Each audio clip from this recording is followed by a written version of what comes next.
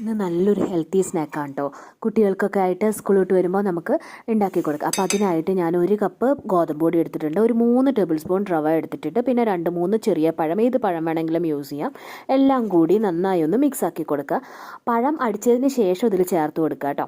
പിന്നെ നമ്മുടെ ശർക്കരയാണ്. ശർക്കര പാനിയാക്കിയിട്ട് ഇതിലൊഴിച്ച് കൊടുത്ത് നല്ലൊരു മാവ് പരുവത്തിൽ നമുക്ക് ആക്കിയെടുക്കാം.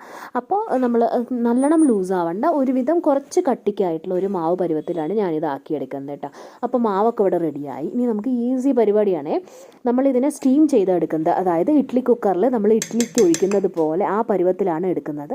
അപ്പോൾ ഇഡ്ഡലി കുക്കറിൽ ഓരോ തട്ടിലും ഞാനിതാ മാവൊക്കെ ഒഴിച്ച് കൊടുത്ത് നല്ല സെറ്റാക്കി എടുത്തിട്ടുണ്ട്.